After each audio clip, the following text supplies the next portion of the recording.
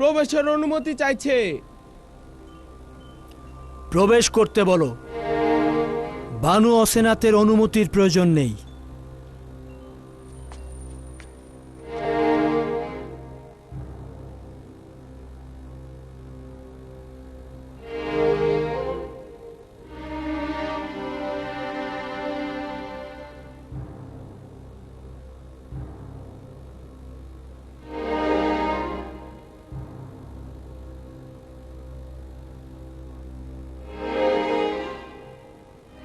আশা করছি খোদার নবী আমাকে ক্ষমা করবেন,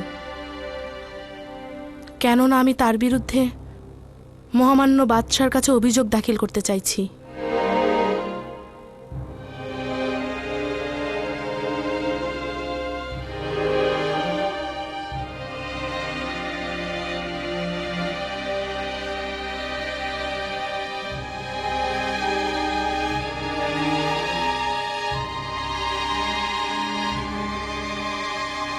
ওয়াসেনাত, আজ খাদেমদের বিচার কার্য ও শুনানি চলছে। আমার বিচার না হয় অন্যদিন রাখো। আমার তাড়া রয়েছে, সবুর করতে পারবো না। খাদেমগণদের শুনানি পরে হবে। তুমি বলো অসেনাত। আমি জানতে চাই, আজই যে মিশর জনাব ইউজারসিফ মিশরের জনগণের নাজাত দানকারী, তিনি মিশরের জনগণের দুঃখ কষ্ট নাজাত দিয়েছেন, তাহলে কেন ভবঘুরে বৃদ্ধার হাল হাকিকত সম্পর্কে আপনি বেখবর?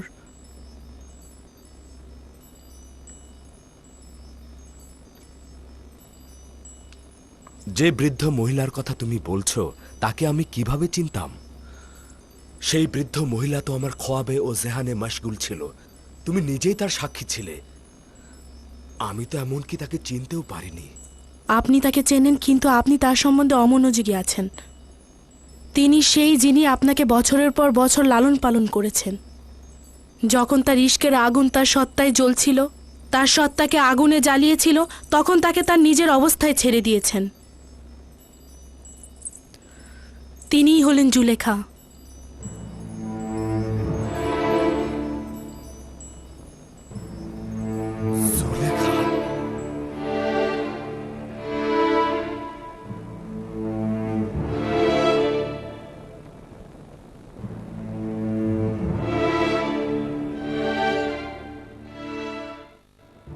না, এটা সম্ভব নয়।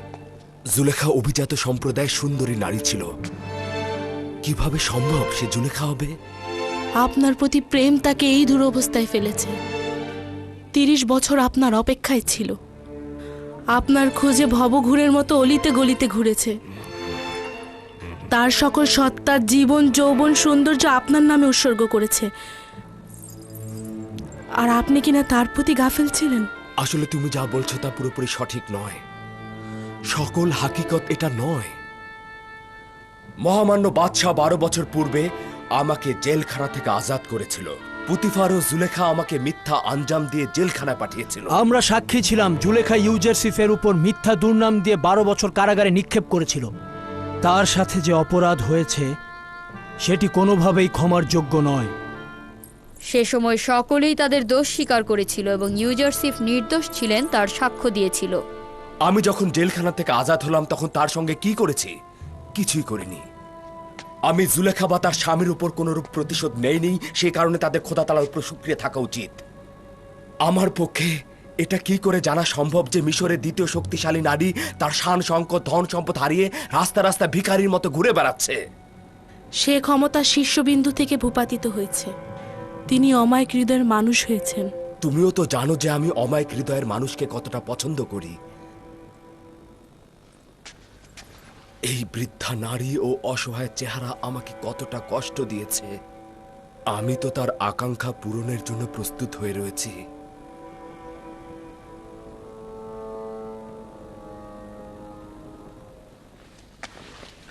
আমি এখনই জুলেখাকে একটু দেখে আসতে চাইছি। না, আমরা সকলে এই পাক পবিত্র এশকে দেখতে চাচ্ছি।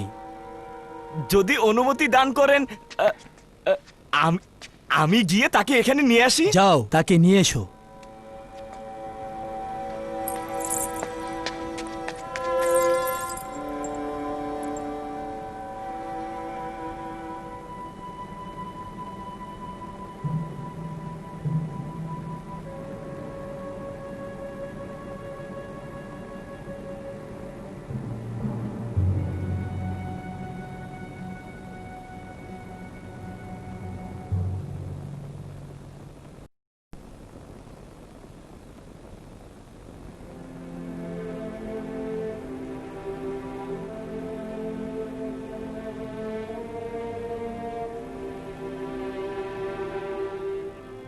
মহান খোদাতালা বলেছেন, জুলেখা প্রচুর কষ্ট করেছে এবং নিজের ভুলগুলো শুধরে নিয়েছে। সে এখন একজন ঈমানদার নারী এবং এক ও অদ্বিতীয় খোদার ইবাদতকারী। ইউসুফ তাকে পবিত্র ভালোবাসা দাও এবং সহধর্মিণী হিসেবে গ্রহণ করো। তার হকের জন্য তোমার দোষগুলো কবুল করা হবে। শুধু তাকে চাও, খোদা তাআলার পক্ষ থেকে তাকে গ্রহণ ও পালন করা হবে।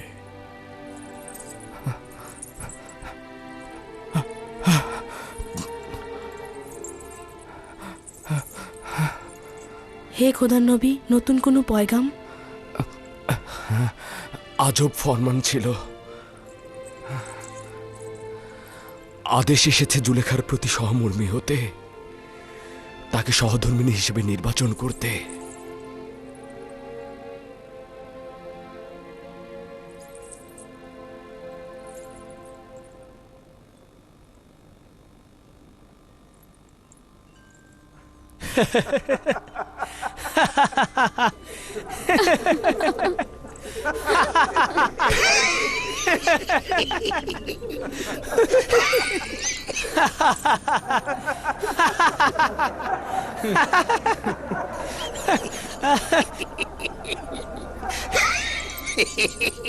বিবাহ, তাও আবার এই অক্ষম বৃদ্ধ নারীকে? সে তো অতিশয় দুর্বল ও বৃদ্ধ।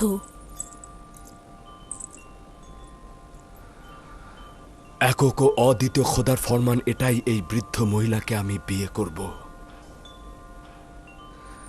তোমার মতাতে রূপবান স্ত্রী থাকতে কি আর কোন স্ত্রীর দরকার আছে?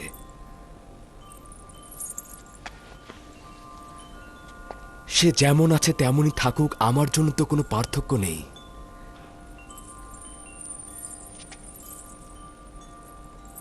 আমি খোদা তাআলার পয়গম্বরের কাছে কৃতজ্ঞতা জানাচ্ছি। যদি জুলেখা সুন্দরী ও অপরূপ হতো, আমি পয়গম্বরের ফরমানের প্রতি অনুগত্য পোষণ করতাম।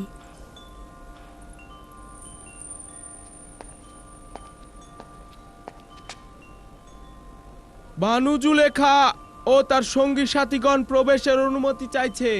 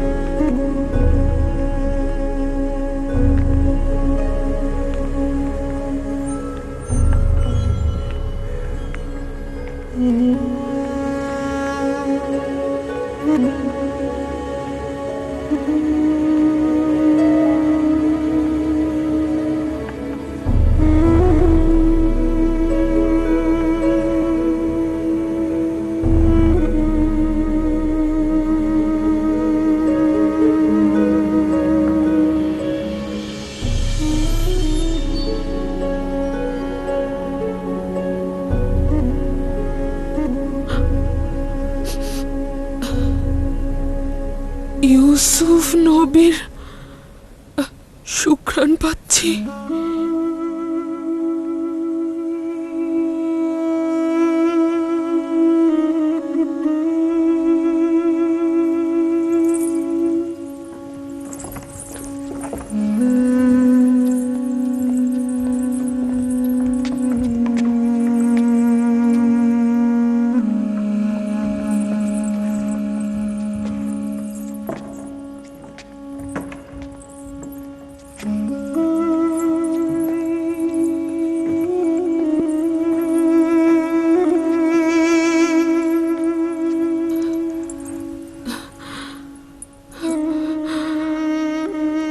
ওয়াসেনা, তুমি? আশা করেছিলাম খোদাবন্দের নবীর উপস্থিতিতে নিজেকে ধন্য করব।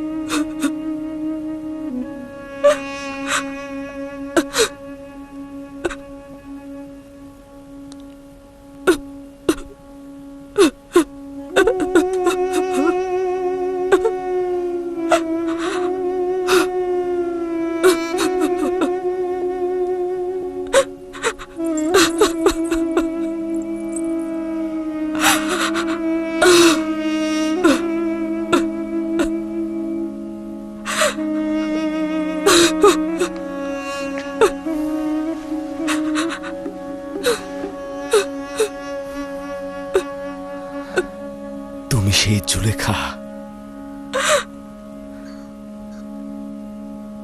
একদিন আমার অস্তিত্ব ছিল, এখন শুধু তুমি। এর মধ্যে জুলেখা নেই।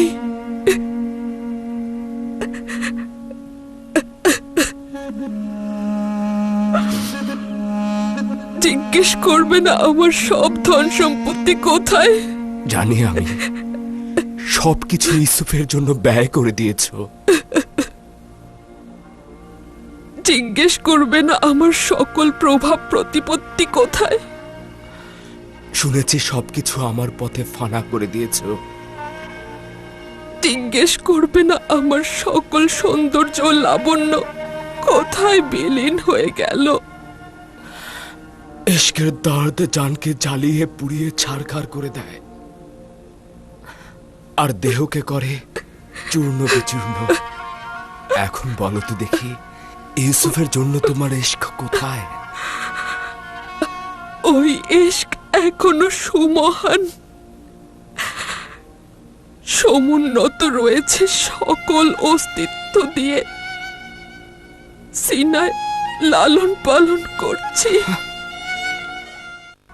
ইউসুফের জন্য তোমার ইশক কোথায়? ওই ইশক এখনো সুমহান, সমুন্নত রয়েছে সকল অস্তিত্ব দিয়ে। সিনায় লালন পালন করছি। তোমার থেকে খবরহীন থাকার কারণে ক্ষমা চাইছি। উপরালার ইচ্ছাই সবচাইতে বড় ইচ্ছা, সে আমাকে খবরহীন করে রেখেছে। আমার অবহেলা ছিল না। এটা কি তুমি আমার সাথে এত মোলায়েম কথা বলছো? এটা তো আসলে তোমারই হক জুলেখা। এখন তুমি একক ও অদ্বিতীয় খোদার পয়গম্বরের মনোযোগে রয়েছ। বলো তুমি আমার কাছে কি চাও? কি চাইবো? এখন তো সবই রয়েছে। মাহবুবকে চেয়েছি, সে তো এখন আমার কিনারায়। মাহবুবকে চেয়েছি, সেও সাথে রয়েছে। শুধুমাত্র ইউসুফকে দেখার ইচ্ছে ছিল,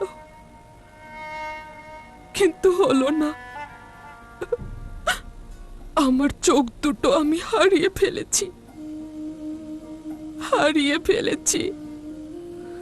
যদি মাসুক তোমার দৃষ্টিশক্তি ফিরিয়ে দিতে নাও পারে, তবে মাবুদ তো রয়েছে। তুমি মাবুদের কাছে চাও, আমিও দোয়া করব।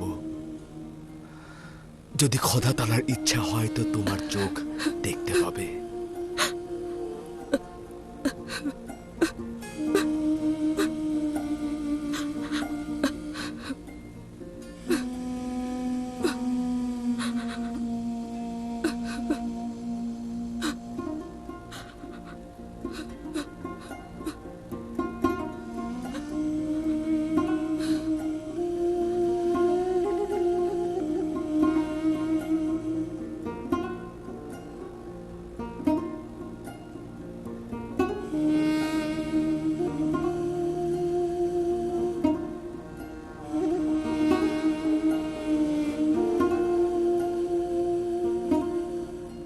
হে পরওয়ারদিগার, বান্দার চোখের জন্য নূর দেবার সুপারিশ করছি।